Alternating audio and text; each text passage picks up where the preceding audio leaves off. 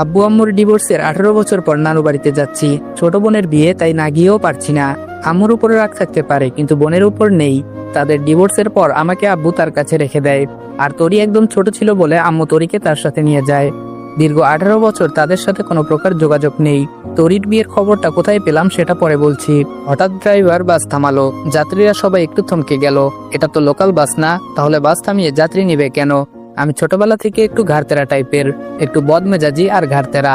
আব্বু এটা নিয়ে সবসময় আমাকে বোঝাতেন, কিন্তু আমার পরিবর্তন হয়নি। পরে তিনি একসময় বুঝতে পারেন এটা আমার পরিবারের অপূর্ণ ভালোবাসার ফল। দীর্ঘদিন এমন পরিবারহীনতা আমাকে এমন রুক্ষ করে তোলে। আমার আচার আচরণে আনে ভিন্ন মাত্রা। নিজেকে সবসময় কন্ট্রোলে রাখতে চেষ্টা করি, কিন্তু পরিস্থিতি আমাকে সেই আগের মতোই করে দেয়। এটা নিয়ে আমি নিজেও উদ্বিগ্ন। সিট থেকে উঠে হেল্পারকে ডাক দিয়ে বললাম, সমস্যা কি? গাড়ি থামালেন কেন?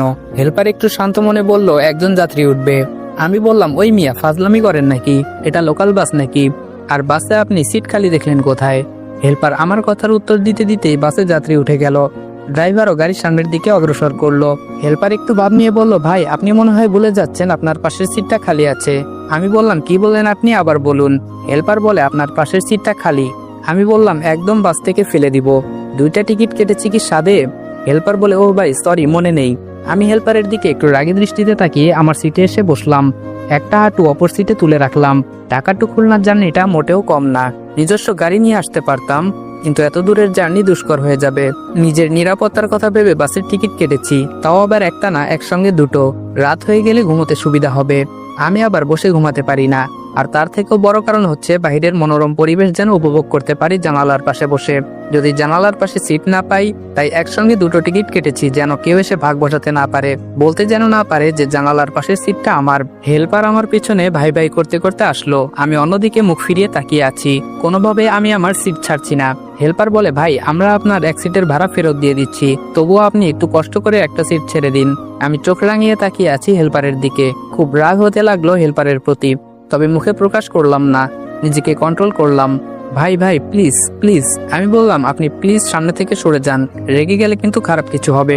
হেল্পার বলল, ভাই ভুল তো মানুষের হয়, আপনি একটু বোঝার চেষ্টা করুন। আমি বললাম, খুব খারাপ হবে কিন্তু, আমার সমস্যা আছে দেখে আমি 2টা সিট বুকিং করেছি। হেল্পার বলে, ভাই উনি যুবতী একটা মেয়ে, দাঁড়িয়ে দাঁড়িয়ে এত দূর যাবে, কেমন দেখায়? মা বোন তো আপনার বাড়িতেও। আমি বললাম, জাস্ট শাট আপ, সবকিছুতে মা বোন টেনে আনেন কেন? যান সামনে থেকে।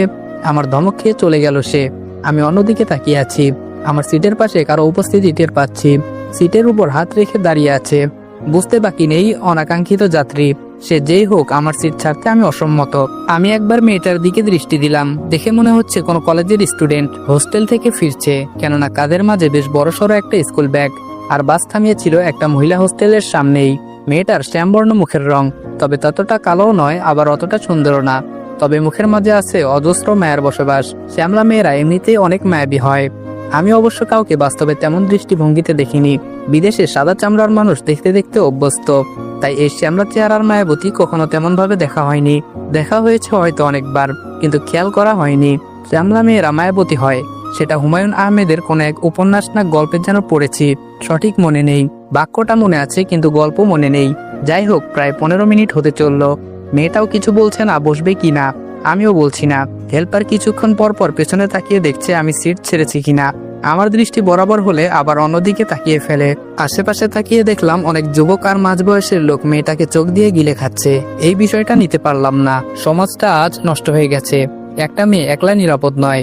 দুষ্ট লোকদের লোভাতুর দৃষ্টি মেয়েদের উপর পড়বেই। সিট থেকে পা নামিয়ে ইশারা করলাম সিটে বসার জন্য, কিন্তু সে সোজা হয়ে দাঁড়িয়ে আছে আমার দিকে তাকিয়ে। মনে হচ্ছে কি যেন বলবে। আমি বললাম, কি হলো?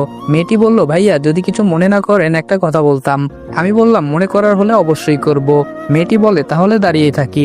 আমি বললাম, দাঁড়িয়ে থাকতে ভালো লাগলে দাঁড়িয়ে থাকুন, আমার এত মাথা ব্যথা নেই। একটু পর আবার মেয়েটা বলল, ভাইয়া জানালার পাশের সিটটা কি পাবো? না মানে যদি কিছু মনে না করেন। আপনি যে পরিমাণ রাগী, ভয় পাচ্ছিলাম। কি ভেবে যেন সিটটা ছেড়ে দিলাম সঠিক বুঝতে পারলাম না। মেয়েটাও সেটা আমার থেকে অ্যাকসেপ্ট করেনি।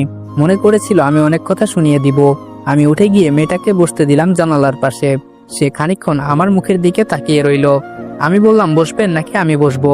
মেয়েটি বলল, না না বসতেছি, বিপরীত পাশে বসে আছি।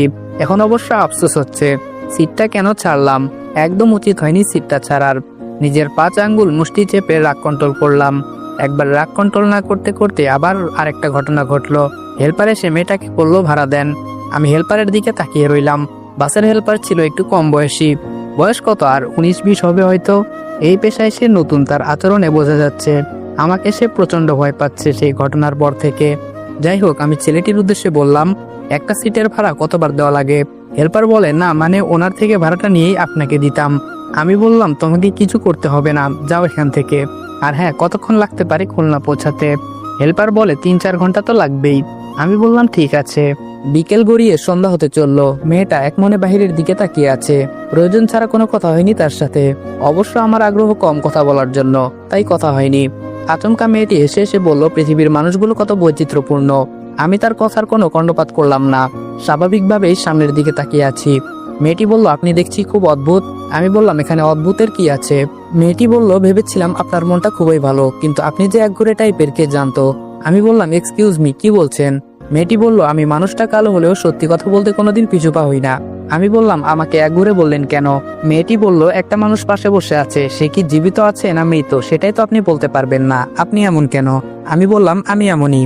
মেয়েটি বলল, আপনি কথায় কথায় এত রাগ দেখান কেন? মেয়েটার কথায় একটু ভরকে গেলাম। অপরিচিত মানুষের সাথে মেয়েরা এত আগ বাড়িয়ে কথা বলতে পারে সেটা আগে জানা ছিল না আমার। নিজেকে একটু শান্ত করে বললাম, আপনি কিন্তু। মেয়েটি বলল, আমি কি? আমি বললাম, কিছু না। মেয়েটি বলল, আমি খুব মিশুক স্বভাবের মানুষ, আমি চুপচাপ থাকতে পারি না বেশিক্ষণ। অবশ্য অপরিচিত মানুষের সাথে কথা বলি না, কিন্তু আপনার সাথে কথা বলতে কেন যেন ইন্টারেস্টিং লাগছে। আমি বললাম, আমার মাঝে সবাই বদমেজাজ খুঁজে পায়, আর আপনার ইন্টারেস্টিং লাগছে, কি অদ্ভুত। মেয়েটি বলল, শুনেন একটা কথা বলি, আপনার মাঝে বদমেজাজ আছে সেটা মানছি, তবে আপনার মাঝে সুন্দর একটা মনও আছে। মেয়েটার কথা শুনে আমি রীতিমতো স্তব্ধ। এমন কথা কারো মুখ থেকে এই প্রথম শুনলাম। মেয়েটা কথাটা বলেই বাহিরের দিকে মুখ ফিরিয়ে মুচকি মুচকি হাসছে। অস্বীকার করব না, মেয়েটার গোছালো দাঁতগুলোর হাসিটা দেখার মতো। আমি একটু কড়া হয়ে বললাম, সুন্দর মন দেখলেন কোথায়? মেয়েটি বলল, এই যে। দুষ্টু লোকগুলো যখন আমার দিকে অন্যরকম ভাবে তাকিয়েছিল, এটা আপনার কাছে ভালো লাগেনি, তাই সাদের সিটটা ছেড়ে দিলেন। এ থেকে কি বোঝা যায়? মেয়েটা কিভাবে বুঝতে পারলো আমি বুঝলাম না, তবে সে বিচক্ষণ আর বুদ্ধিমতী, ভালোই অনুমান করতে পেরেছি। তবুও আমি একটু কঠিন সুরে বললাম, দাঁড়িয়েছিলেন তাই সিটটা ছেড়েছি, এর মানে এটা নয় যে আমি ছেলেটা ভালো। মেয়েটি বলল, সেটা তো দেখলাম। আচ্ছা, আপনার নামটা কি? আমি বললাম, মনে নেই। মেয়েটি বলল, ছেলেদের এত অ্যাটিটিউড ভালো না। আমি বললাম, কেন? মেয়েরাই শুধু ভাব দেখাতে পারবে, ছেলেরা পারবে না? মেয়েটি বলল, এই আপনি রাগান্বিত হবেন না, আপনার এই রাগান্বিত মুখটা খুব ভয় করে। থেমে গিয়ে একটু শান্ত হলাম, চুপ করে অন্যদিকে তাকিয়ে আছি। মেয়েটা সত্যি সাদাসিধে, মানুষের সাথে মিশতে চায়, কিন্তু আমি তো তার বিপরীত। একদম কাছের মানুষ না হলে কারোর সাথে মিশি না, এবং কি আব্বুর সাথেও আমি কখনো ভালো করে কথা বলিনি। বাবা মা দুজনের প্রতি আছে আমার অগণিত ঘৃণা, তাদের জন্য আমি আর আমার বোন নিঃসঙ্গ হয়েছি। আজকে এতটা বছর তরিকে না দেখেই রয়েছি। অবশ্য বাবা এখন বেঁচে নেই, বাবার মৃত্যুটা আজও রহস্যজনক। প্রকৃতির নিয়মে মৃত্যু নাকি মার্ডার সেটা আজও কেউ স্পষ্ট জানে না। আমি ছিলাম নিউ ইয়র্কে, বাবা ছিলেন বাড়িতে একা, তাই কেউ এতটা গুরুত্ব দেয়নি। ভিসার জটিলতার কারণে আমি সেদিন বাবাকে দেখতে পারিনি।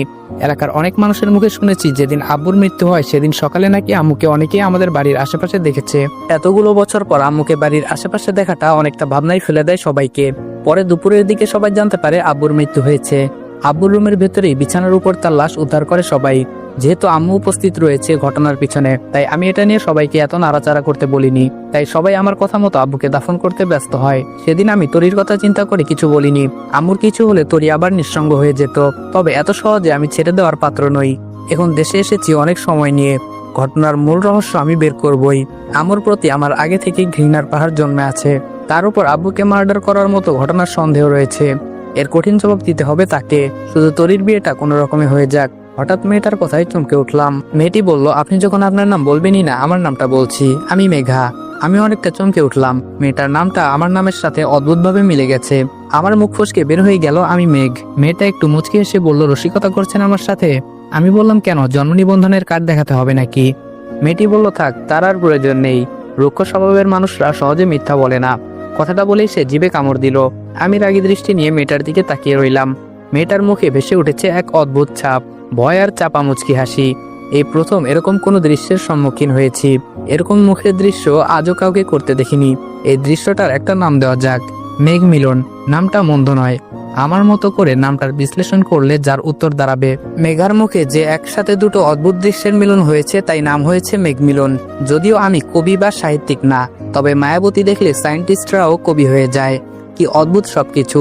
মেয়েটাকে নিয়ে এইটুকু সময়ের ভিতরে যতটুকু ভাবলাম, আমার নিজেকে নিয়ে কখনো এতটুকু ভাবিনি। আমরা সবাই এই দিকটা দিয়ে পিছিয়ে, নিজেকে নিয়ে ভাবার সময় হয়েই ওঠে না। চোখ বুঝতে পারছি না, এভাবে ঘুমিয়ে আমি অভ্যস্ত নই। মেয়েটাকে দেখলাম কি অদ্ভুতভাবে ঘুমিয়ে আছে, যার বর্ণনা আমি লিখে শেষ করতে পারবো না।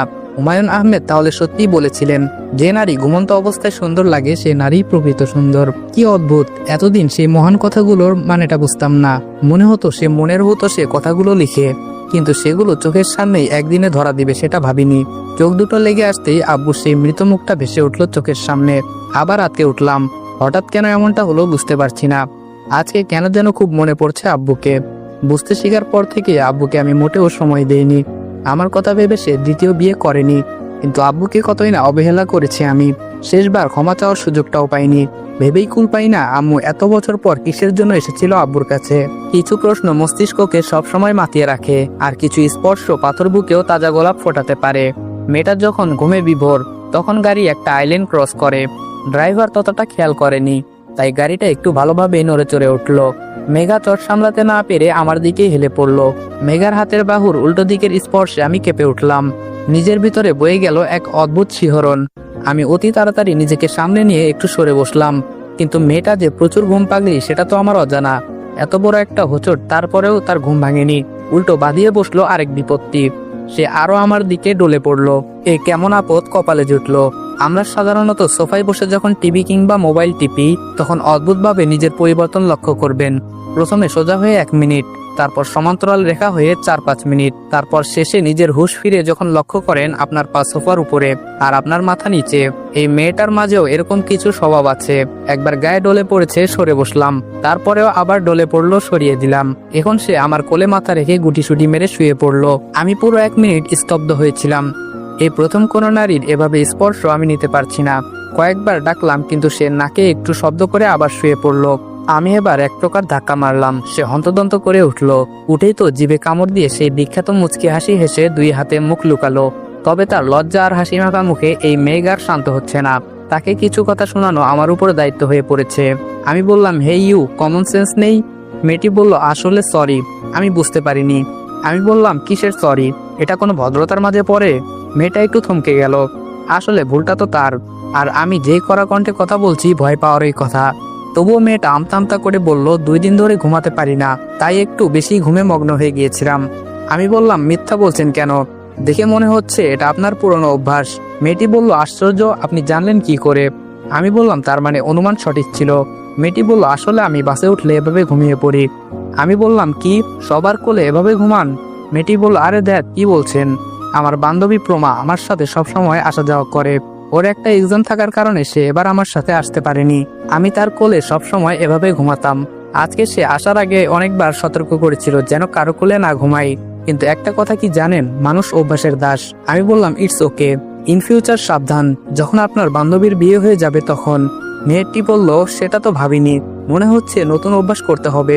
আমি বললাম, তার আর দরকার নেই, এই অভ্যাস চালানোর জন্য আমার কাছে একটাই বুদ্ধি আছে, চাইলে দিতে পারি। মেয়েটি বলল, ওয়াও, প্লিজ তাড়াতাড়ি বলেন। আমি বললাম, বাসে ওঠার সময় 5 টাকা দিয়ে দড়ি কিনে নেবেন। সিটে বসার পর 2 হাত পুরো শরীর জানালার গ্রিলের সাথে বেঁধে রাখবেন। 2-3 বার ট্রাই করলে ইনশাল্লাহ আরোগ্য পেতে পারেন। মেয়েটি বলল, ঠাট্টা করছেন? আমি বললাম, সঠিক যেটা সেটাই বললাম। আজকে আমি ছিলাম, কালকে অন্য কেউ থাকবে, তবে সবাই আমার মতো না, কেউ না কেউ সুযোগ নিবে। তখন হাজার কিছু করলেও সেই দাগটা মুছবে না। আশা করি কি বোঝাতে চেয়েছি বুঝতে পেরেছেন। মেয়েটি বলল, আচ্ছা, একটা জিনিস তো বাকি পড়ে আছে। আমি বললাম, কি? মেয়েটি বলল, বাসের ভাড়া, আপনাকে তো টাকাই দেওয়া হয়নি। আমি বললাম, আমাকে কি আপনার বাসের হেল্পার মনে হয়? মেয়েটি বলল, তা কেন মনে হবে? আমি বললাম, তাহলে চুপ করে বসে থাকেন। মেয়েটি বলল, দেখুন, আমি পৃথিবীতে কারো পাওনা অপূর্ণ রেখে যেতে চাই না, আপনাকে টাকা নিতে হবে। আমি বললাম, ওহ তাই? মেয়েটি বলল, আমি বললাম, তাহলে হিসাবটা হয়ে যাক। মেয়েটি বলল, কিসের হিসাব? আমি বললাম, এই সিটের ভাড়া 500, আপনি 3 ঘন্টা যাবৎ আমার সাথে ছিলেন, টাকা দেননি। 500 টাকার সুদ 3 ঘন্টায় 600 টাকা, তার চক্রবৃদ্ধি আছে। মেয়েটি বলল, সুদ দেওয়া নেওয়া অন্যায়। আচ্ছা, কত হয়েছে বলেন, তবুও আমি দিয়ে দিচ্ছি।